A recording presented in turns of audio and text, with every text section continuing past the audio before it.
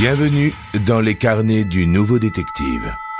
Le Nouveau Détective, le premier magazine d'enquête sur les plus grands faits divers. Derrière chaque porte, chaque fenêtre, elle voyait des menaces. Mais c'est chez elle que le pire s'est produit. La folle du numéro 26. Une enquête de Vincent Sénécal.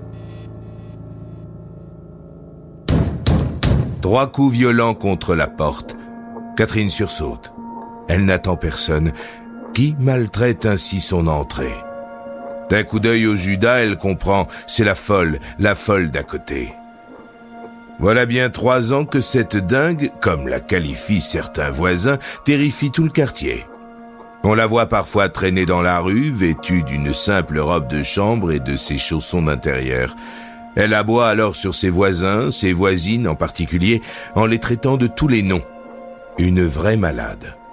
Mais en cette matinée de septembre, exceptionnellement, la mégère n'a pas l'air en colère. À voir ses cheveux blonds en bataille et son visage défait, on dirait surtout qu'un camion lui a roulé dessus. Prise de pitié, Catherine lui ouvre sa porte. « Je ne me sens pas bien », annonce aussitôt la visiteuse. « Je crois que je vais mourir. » Catherine la dévisage un instant. Elle n'a pas du tout envie de s'embarquer dans un improbable récit de malheur. « Ce n'est qu'une mauvaise passe, » lui dit-elle. « Songez à vos enfants. » Mais la dingue n'aime pas du tout cette réponse. D'un seul coup, son visage s'assombrit, ses yeux lancent des éclairs. « J'ai le démon en moi !» Catherine n'en doute pas un seul instant, mais elle décide de couper court en s'excusant. « J'ai une casserole sur le feu et on va bientôt passer à table.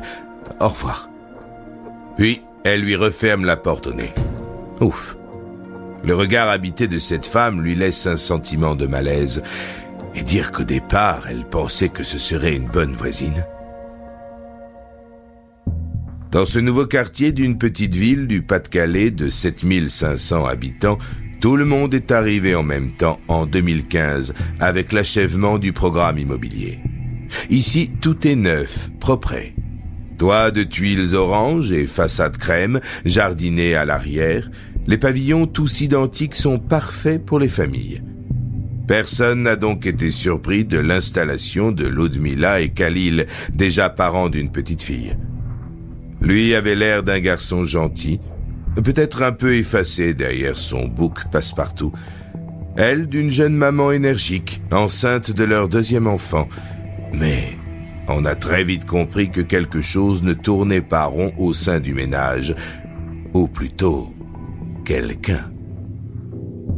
Au 26 de la rue, ça a d'abord été des cris, des disputes. À l'époque, les voisins remarquent d'emblée que c'est toujours madame qui hurle. Beaucoup haussent les épaules d'un air compatissant et commentent. Il est quand même gentil, ce Khalil. À moi, si j'avais une telle hystérique à la maison, je ne resterais pas longtemps. Le motif de ces querelles? Il apparaît vite au grand jour, d'autant que Ludmila n'en fait aucun mystère. La jeune femme est maladivement jalouse. Si Khalil a le malheur de saluer une voisine, elle lui tombe aussitôt dessus, telle la foudre qui tombe du ciel. Alors, c'est elle ta poufiasse? Pas étonnant, t'as toujours aimé les gros culs. Parfois, la harpie fait le tour des maisons pour accuser chaque voisine de coucher avec son mari. Il arrive même qu'elle traîne Khalil dans sa tournée, prétendument pour le confondre. Et lui la suit docilement sur les pas de porte pour prouver son innocence. Mais tu vois bien qu'on ne se connaît pas. Excusez-moi, madame. Ma femme est un peu jalouse. Un peu jalouse? Carrément paranoïaque, oui. Car Ludmila ne se contente pas de sonner aux portes pour déverser sa bile. Régulièrement, elle prend le volant de sa BMW série 1 pour filer le train à toutes les femmes du quartier. Et le pauvre Khalil, encore lui, est assis sur le siège passager, tremblant de peur. Pourquoi une telle servilité de la part de ce garçon? Les années passent, la famille s'agrandit. Ludmila et Khalil ont désormais 4 enfants. Mais pas de quoi apaiser la furie qui leur hurle dessus à longueur de journée. Régulièrement, n'y tenant plus, elle les enferme dans la voiture. Mais même seule dans son salon, elle continue de gueuler. À ce rythme, le quartier finit par perdre patience. Plusieurs signalements sont adressés aux services sociaux. Et ce n'est pas seulement pour les enfants qu'on s'inquiète.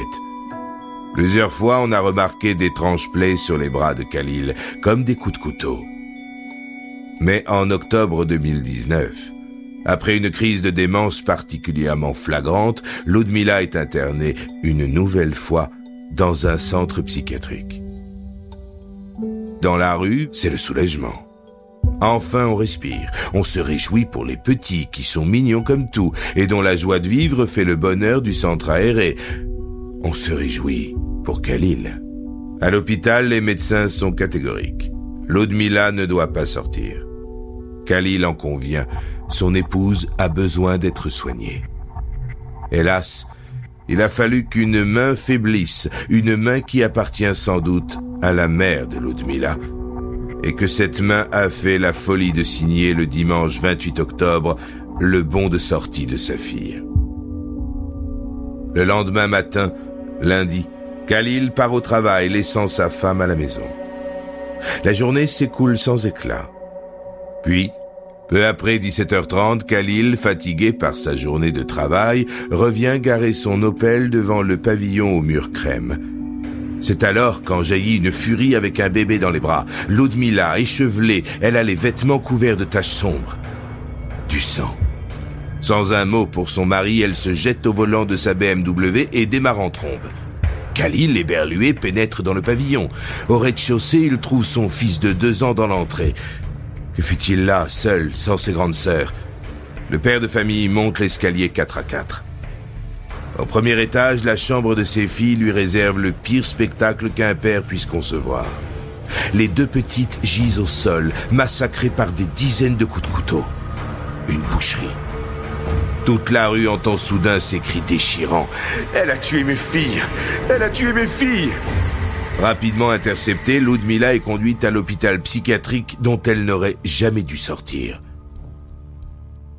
Le week-end dernier, l'émotion était toujours très forte dans le quartier où l'on ne se remet pas de ce drame pourtant presque annoncé.